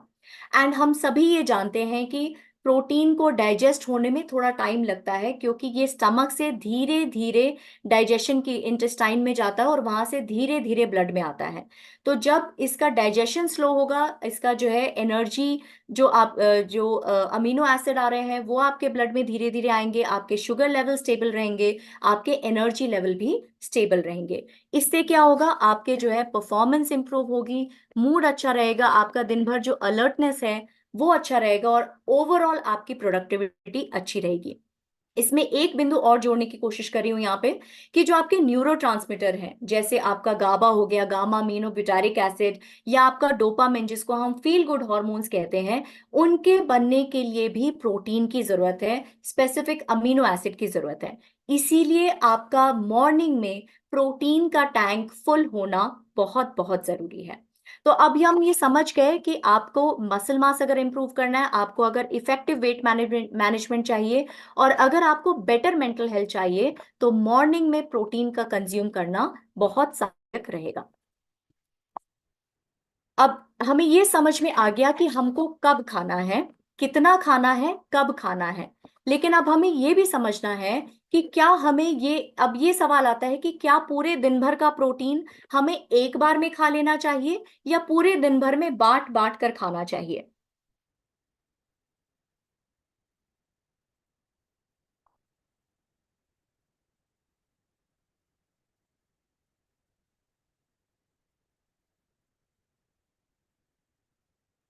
तो यहाँ पे मैं जवाब देना चाहूंगी कि पूरे दिन भर में अगर आप डिवाइड करके खाएंगे तो वो जो है ज्यादा बेहतर रहेगा, बिकॉज फिर आपके पूरे दिन भर के जो मेटाबॉलिक फंक्शंस हैं उसके लिए आपके पास प्रोटीन भरपूर मात्रा में रहेगा। लेकिन मॉर्निंग की शुरुआत डेफिनेटली आपको प्रोटीन रिच ब्रेकफास्ट से, या जो भी आप पहला मील ले रहे हैं उसमें प्रोटीन की सही क्वांटिटी से डेफिनेटली करनी चाहिए। क्योंकि अगर आप हमारे इंडियन डाइट को देखें तो कॉमन प्रैक्टिस क्या है कि जो प्रोटीन का कंजम्पशन है वो ब्रेकफास्ट में लोएस्ट है और डिनर में हाईएस्ट है। यानी वो आप किसी भी रीजन की बात कर लें, आप नॉर्थ ले लें, ईस्ट ले लें, वेस्ट ले लें, साउथ ले लें, आप जितने भी ब्रेकफास्ट देंगे देखेंगे उसका जो बेस है वो मेनली कार्बोहाइड्रेट है, उसमें प्रोटीन की कमी हमेशा रहती है। तो अब क्योंकि अब हम ये समझ चुके हैं कि प्रोटीन क्यों इंपॉर्टेंट है और मॉर्निंग में लेना क्यों इंपॉर्टेंट है, मैं ये उम्मीद करूंगी कि आप सभी लोग कॉन्शियसली अपने मॉर्निंग न्यूट्रिशन में प्रोटीन को ऐड करने का एक जो है प्रयास जरूर करेंगे। क्योंकि क्लिनिकल स्टडी के हिसाब से आपने ये देख लिया है कि अगर हम जो है प्रोटीन रिच ब्रेकफास्ट करते हैं वर्सेस पुअर प्रोटीन, तो अगर हम जैसे अभी हमने जो देखा था कि अगर हमारा ब्रेकफास्ट प्रोटीन रिच है या जो है अगर हमारा ब्रेकफास्ट पुअर जिसमें प्रोटीन की मात्रा कम है, तो उस हिसाब से अगर देखा जाए उसका रिजल्ट क्या आया था कि जिन लोगों का ब्रेकफास्ट प्रोटीन रिच है उनका मसल मास इंक्रीज्ड रहता है। तो इसलिए आपके स्वास्थ्य के डिफरेंट एस्पेक्ट्स को जो है पूरा करने के लिए ये जरूरी हो जाता है कि आप अपने ब्रेकफास्ट में प्रोटीन की मात्रा को बनाए रखें और बढ़ाए रखें। चलिए अब नेक्स्ट स्लाइड में हम ये समझेंगे कि अगर हम प्रोटीन ले रहे हैं तो प्रोटीन को लेने की हमारी प्रॉपर स्ट्रैटेजी क्या होनी चाहिए। यानी अगर हम अपनी मॉर्निंग को प्रोटीन रिच बनाना चाहते हैं या ओवरऑल न्यूट्रिशन को हम प्रोटीन रिच बनाना चाहते हैं, तो उसके लिए हमें किन बिंदुओं का ध्यान रखना पड़ेगा ताकि हमारा जो शरीर है वो उसका सही और अधिकतम इस्तेमाल कर सकें। तो कौन से ऐसे वो 4 बिंदु हैं जो हमने अभी डिस्कस किए। सबसे पहले तो ये समझिए कि आपकी एक्टिविटी के हिसाब से आपका जो डेली प्रोटीन इनटेक है वो कितना है। उसके बाद ये देखिए कि आप जो प्रोटीन चूज कर रहे हैं उसकी क्वालिटी क्या है, यानी उसका अमीनो एसिड प्रोफाइल क्या है, क्या वो कंप्लीट प्रोटीन है कि नहीं है। तो जनरली अगर हम प्रोटीन क्वालिटी की बात करते हैं तो उसको हम अगेन 2 तरह से डिवाइड करते हैं, complete protein and incomplete protein. तो मोस्टली जितने भी जो है एनिमल बेस्ड प्रोटीन होते हैं वो कंप्लीट प्रोटीन की कैटेगरी में आते हैं क्योंकि उसमें सारे के सारे 9 इसेंशियल अमीनो एसिड मिलते हैं। लेकिन जब हम इनकम्प्लीट प्रोटीन की बात करते हैं तो सोया के अलावा मोस्टली जितने भी प्लांट बेस्ड प्रोटीन है वो इनकम्प्लीट प्रोटीन है क्योंकि उसमें 1 से 2 अमीनो एसिड की कमी हमेशा रहती है। तो अगर हम उसमें और इसीलिए जो है अगर हम प्लांट बेस्ड प्रोटीन है तो आपने देखा होगा कि हम हमेशा से जैसे राजमा चावल खाते हैं या दाल चावल खाते हैं ताकि वो एक कंप्लीट प्रोटीन बन जाए। जो तीसरा बिंदु है जिस पे हमें ध्यान देना है वो है प्रोटीन की टाइमिंग। पहले तो मॉर्निंग में तो प्रोटीन रखना ही रखना है और उसके अलावा भी बाकी जो प्रोटीन का रिक्वायरमेंट है वो पूरे दिन भर में आप डिस्ट्रीब्यूट करके लीजिए रादर देन एक बार में, क्योंकि ये देखा गया है कि आप एक बार में 25 to 30 gram maximum protein easily digest and absorb कर सकते हैं, राइट। तो प्रोटीन की टाइमिंग के साथ साथ प्रोटीन का डिस्ट्रीब्यूशन भी समझना बहुत जरूरी है। चलिए अब नेक्स्ट स्लाइड की तरफ बढ़ते हैं। तो यहाँ पे हमने कुछ प्रोटीन के सोर्सेज जो है दिखाए हुए हैं। तो यहाँ पे आप देखिए प्लांट बेस्ड प्रोटीन भी है, एनिमल बेस्ड प्रोटीन भी है। लेकिन जब हम देख रहे हैं तो एनिमल बेस्ड प्रोटीन बहुत कम है, इनफैक्ट प्लांट बेस्ड प्रोटीन बहुत ज्यादा है। लेकिन फिर भी हमारे ब्रेकफास्ट में प्रोटीन की कमी हमेशा साफ झलकती है, भले ही वो कोई सा भी रीजन हो। तो अगर हम थोड़ी सी क्रिएटिविटी, थोड़ा सा इमेजिन और थोड़ी सी बेसिक तैयारी कर लें तो हमारा मॉर्निंग न्यूट्रिशन भी प्रोटीन से भरपूर हो सकता है। क्योंकि जब हम प्रोटीन रिच ब्रेकफास्ट की बात करते हैं तो हमारे दिमाग में सिर्फ आता है कि या तो हम दूध ऐड कर सकते हैं या तो हम एग ऐड कर सकते हैं, उसके अलावा कोई और ऑप्शन आता ही नहीं है। तो उसी से रिलेटेड आप देखेंगे कि आने वाली स्लाइड में आपको कुछ प्रोटीन रिच ब्रेकफास्ट और plant based protein rich breakfast के एग्जाम्पल्स दिए हुए हैं। Next slide please. तो यहाँ पे आप देखेंगे कि हमने जो है ग्रीन पी से जो है चीला या पैनकेक्स बनाए हुए हैं। सोया उपमा एक अच्छा प्रोटीन रिच ब्रेकफास्ट हो सकता है, या फिर बेसन डोसा या बेसन चीला हो सकता है। अब क्यों मैं यहाँ पे बार बार प्रोटीन, प्लांट बेस्ड प्रोटीन पे ज्यादा जोर दे रही हूँ, इसको आने वाली स्लाइड में हम थोड़ा सा और ज्यादा समझेंगे। चलिए नेक्स्ट स्लाइड की तरफ चलते हैं।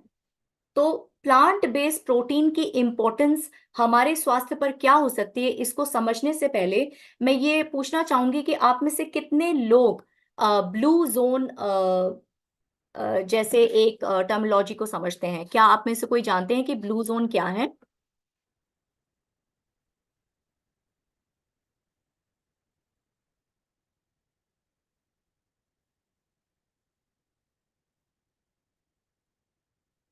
ओके, ठीक है, मुझे आंसर्स मिल रहे हैं। ब्रिजेश जी बोल रहे हैं, सतिंदर जी बोल रहे हैं कि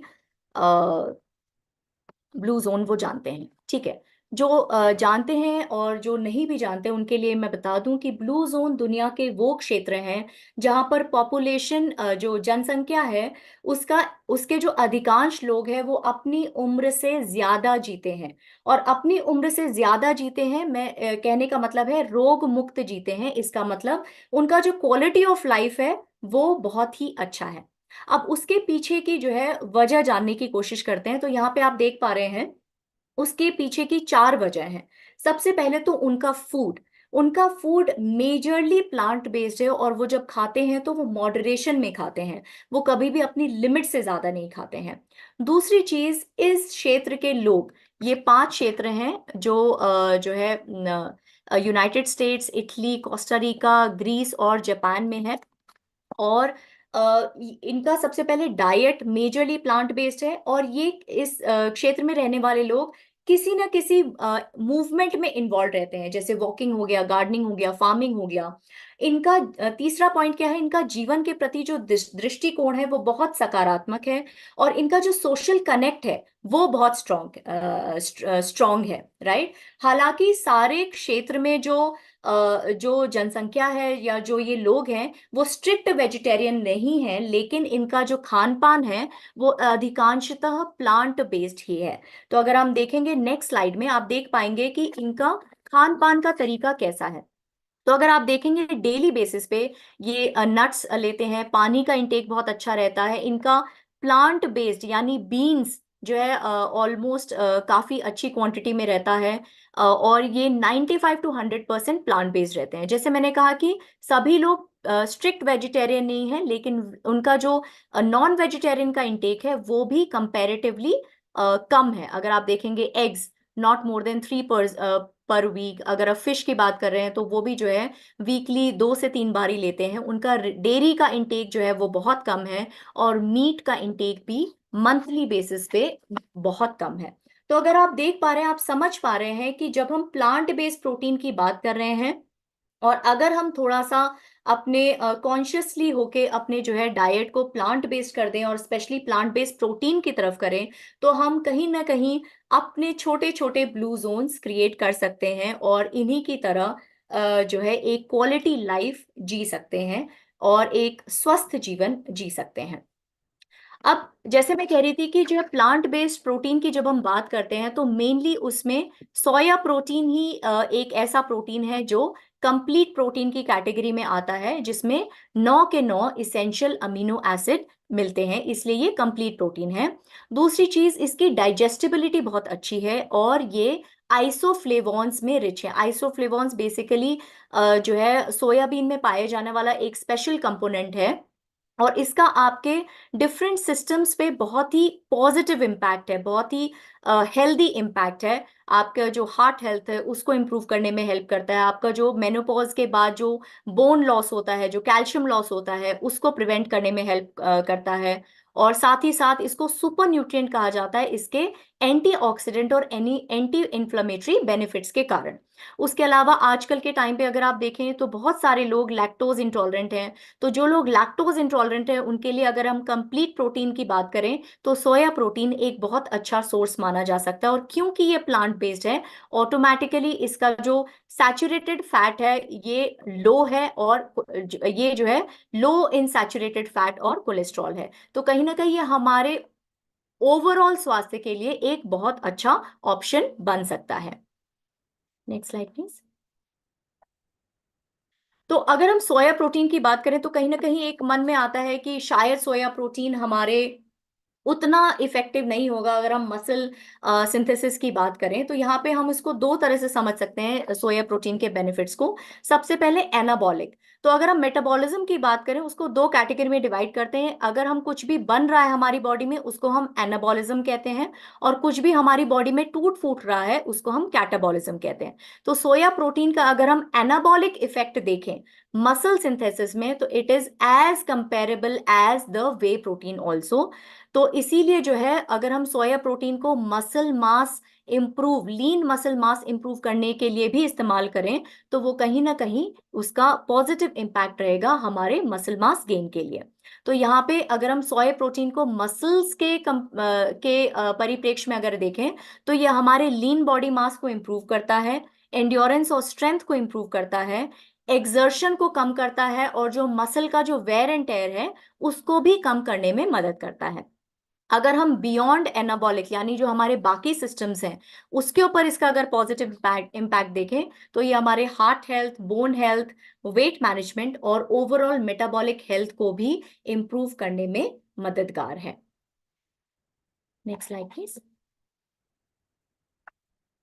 तो अभी अगर हम बियॉन्ड एनाबॉलिक इफेक्ट्स को अगर हम थोड़ा सा और डिटेल में समझेंगे तो हार्ट हेल्थ को कैसे इम्प्रूव करता है, बिकॉज ये जो है सैचुरेटेड फैट्स और कोलेस्ट्रॉल में लो है तो ये आपके टोटल कोलेस्ट्रॉल को कम करता है, आपके जो बैड कोलेस्ट्रॉल है उसको कम करता है और ट्राइग्लिसराइड को कम करता है। इस तरह से ये आपके हार्ट हेल्थ को इम्प्रूव करने में सहायक है। अगर हम बोन हेल्थ की बात करें तो ये कैल्शियम लॉस को, स्पेशली मेनोपॉजल वुमेन में कैल्शियम लॉस को कम करने में मदद करता है, तो कहीं ना कहीं ये बोन मिनरल डेंसिटी को भी इम्प्रूव करता है। मेटाबॉलिक हेल्थ की बात करें तो ये आपको एक सटाइटी की फीलिंग देता है और जो है आपका जो एनर्जी एक्सपेंडिचर को उसको बढ़ाता है और इनडायरेक्टली आपके वेट मैनेजमेंट में हेल्प करता है, बिकॉज जो आपके ब्लड शुगर को प्रॉपरली मेंटेन रखता है, आपके फैट बर्निंग को इम्प्रूव करता है, आपके लीन बॉडी मास को इम्प्रूव करता है। तो कहीं ना कहीं आप देख पा रहे हैं कि सोया प्रोटीन की जब हम बात करते हैं वो सिर्फ मसल्स ही नहीं, इनफैक्ट बियॉन्ड मसल्स यानी anabolic, beyond anabolic effects of soya protein की बात करें तो हमारे जो मेजर सिस्टम्स हैं, heart health, metabolic health, weight management, bone health, उन सभी में इस सोया प्रोटीन का एक पॉजिटिव इम्पैक्ट देखने को मिलता है। Next slide please.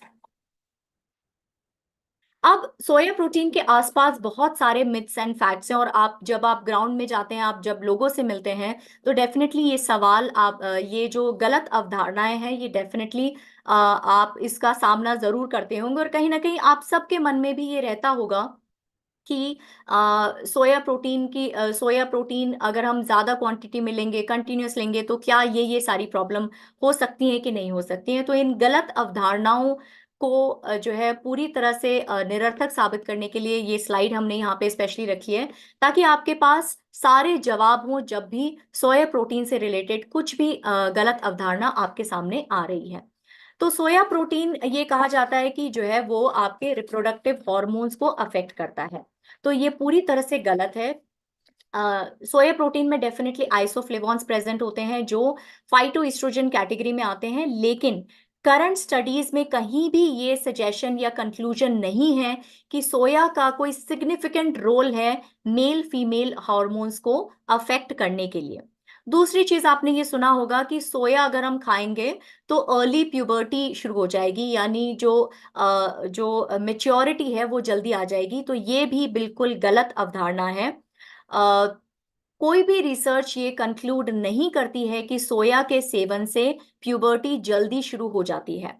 तीसरी चीज आपने बहुत कॉमनली ये सुना होगा कि soya is bad for your thyroid, यानी सोया आपके थायराइड के लिए बैड है। यहाँ पे मैं समझा दूं कि जिसके पास भी एक हेल्दी थायराइड ग्लैंड है, जिनको थायराइड का प्रॉब्लम है उनको तो डेफिनेटली डॉक्टर का कंसेंट या डॉक्टर से सजेशन लेना चाहिए, बट जिनका भी थायराइड हेल्दी है, जिनके थायराइड वैल्यूज बिल्कुल ठीक हैं, उसमें कहीं भी किसी भी रिसर्च में ये कंक्लूड नहीं हुआ है कि सोया एक हेल्दी थायराइड के लिए बुरा ऑप्शन है।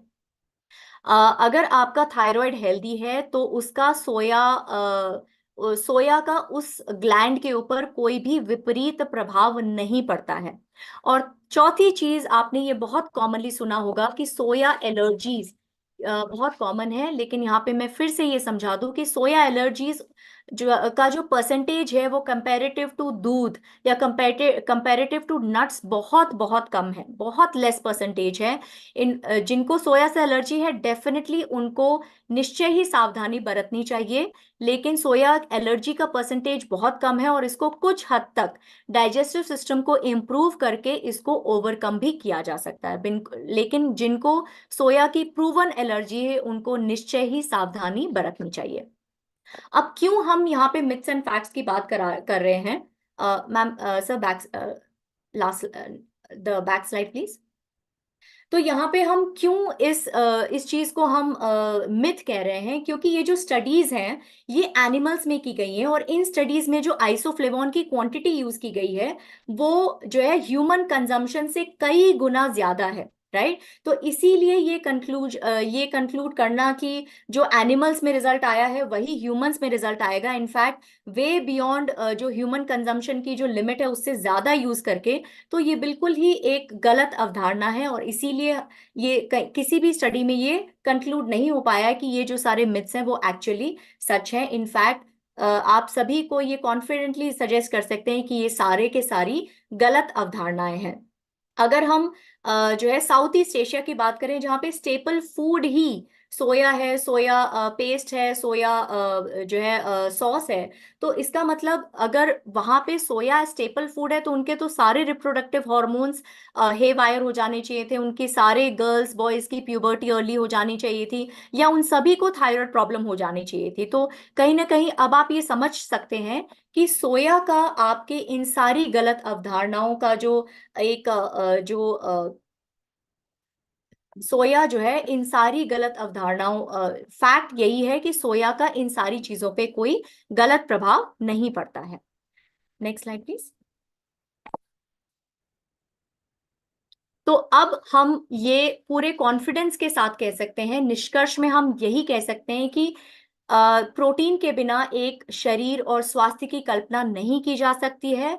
सही मात्रा में प्रोटीन लेना ही चाहिए, यानी प्रोटीन की जरूरत सबको है और हर कोई प्रोटीन ले सकता है।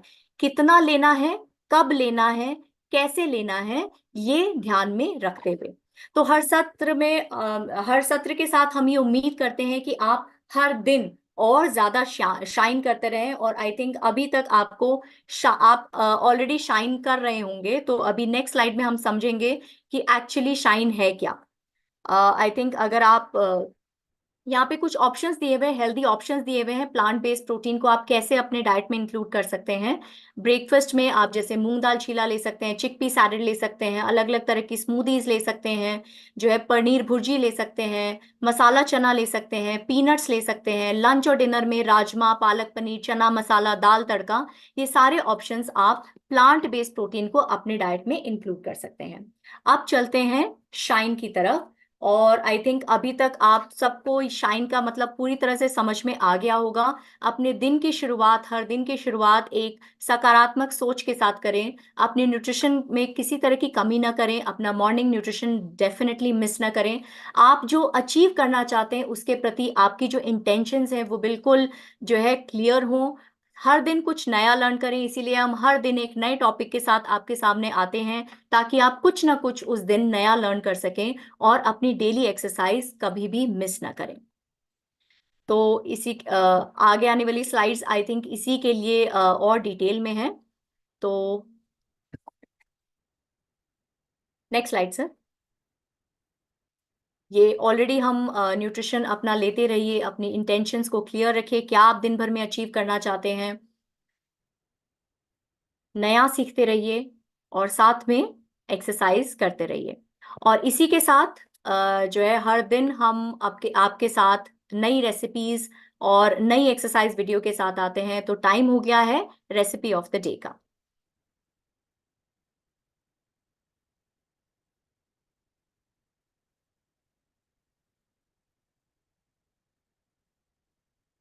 मोहित सर आप करेंगे या मैं करूं? I'll do it. Don't worry.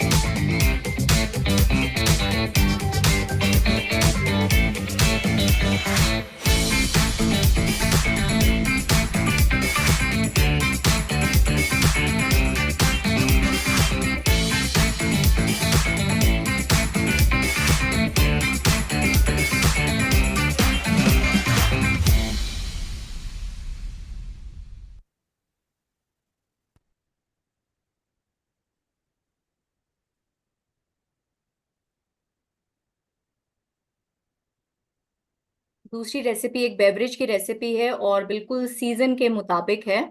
उम्मीद है आप सभी लोग इसको ट्राई जरूर करेंगे।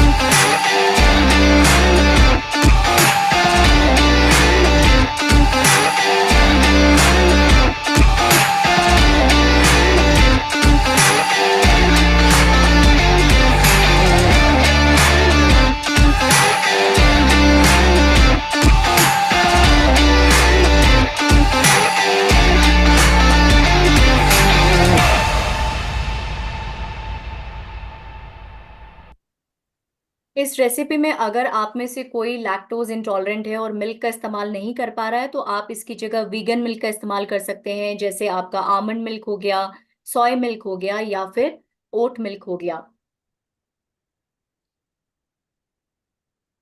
अब इतना हम लोग खा पी रहे हैं तो उसको बर्न करने के लिए डेफिनेटली एक्सरसाइज भी बहुत जरूरी है। तो अब नेक्स्ट वीडियो आपका एक्सरसाइज का है।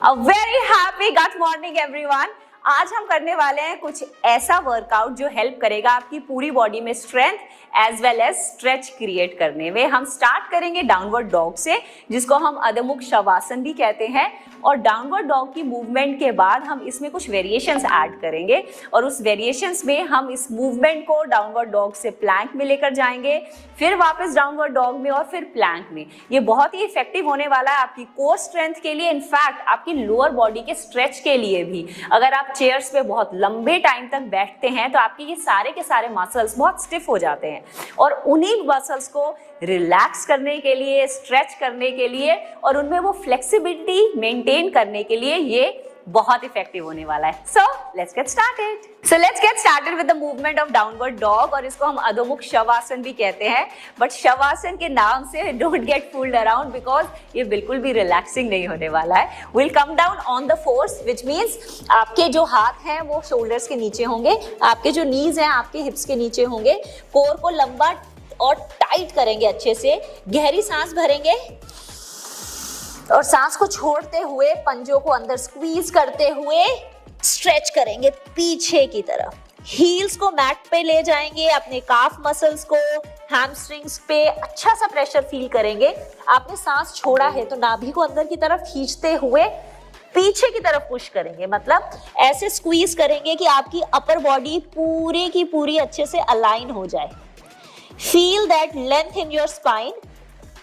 Feel that strength in your lower body as you hold this position. जितनी देर आप इस पोजीशन में रहेंगे आपके लिए बहुत फायदेमंद है कि एज यू कैन सी कि सारा का सारा जो ब्लड फ्लो है वो आपकी ब्रेन की तरफ आ रहा है। तो ये स्ट्रेस रिलीफ के लिए बहुत अमेजिंग पोज है, आपको अच्छे से रिलैक्स करता है। इनफैक्ट हेयर ग्रोथ के लिए बहुत अमेजिंग पोज है। और अगर किसी कारण से आपकी हील्स मैट तक नहीं जा रहे हैं तो आप वॉक द डॉग कर सकते हैं, मतलब सांस भरते और छोड़ते हुए घुटनों को अंदर की तरफ स्ट्रेच करेंगे और दूसरी लेग को बाहर की तरफ, इस तरह से। हम इस मूवमेंट को वॉक द डॉग कहते हैं और अगेन बहुत इफेक्टिव मूवमेंट है आपकी स्पाइन में वो लेंथ लाने के लिए, वो स्ट्रेच लाने के लिए।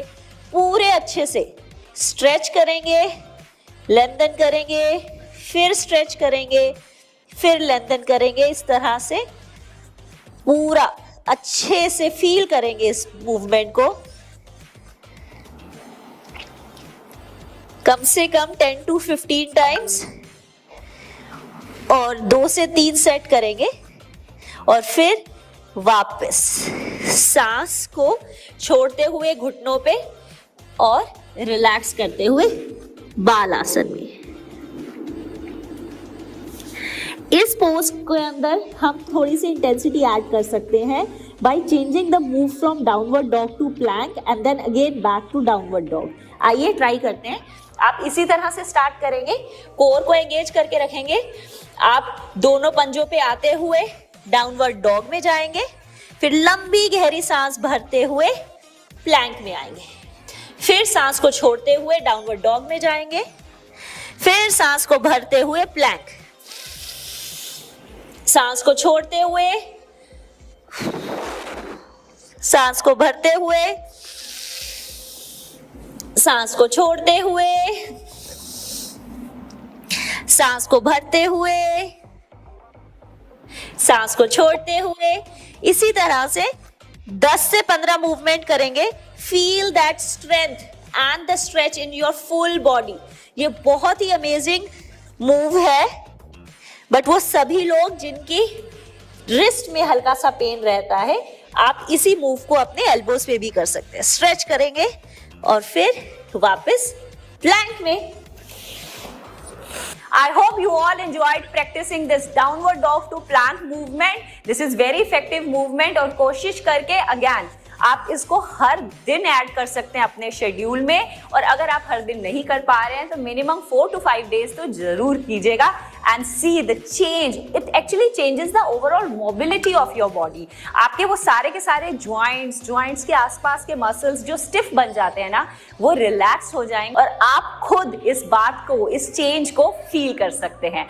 So keep rocking.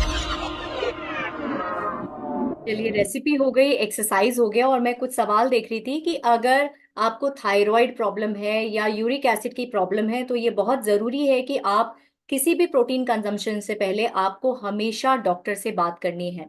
डॉक्टर के कंसेंट के साथ ही जो वो येस या नो कहें उसी हिसाब से आपको जो है प्रोटीन का कंजम्पशन करना है। अपने आप कोई डिसीजन नहीं लेना है। प्रेजेंटेशन के दौरान जो भी टेक्निकल ग्लिचेस हुए उसके लिए मैं माफ़ी चाहती हूँ। और इसी के साथ आज का सेशन अंत की तरफ आ रहा है। कल हम फिर मिलेंगे एक नए टॉपिक के साथ। डे 8 में हमारा एक अगेन बहुत ही इंपॉर्टेंट टॉपिक आने वाला है, fats and its role in chrono nutrition. तो कल का जो है सेशन ज़रूर अटेंड करें। तब तक राइज करते रहिए, शाइन करते रहिए, इंस्पायर करते रहिए। आपका दिन शुभ हो, मंगलमय हो। धन्यवाद।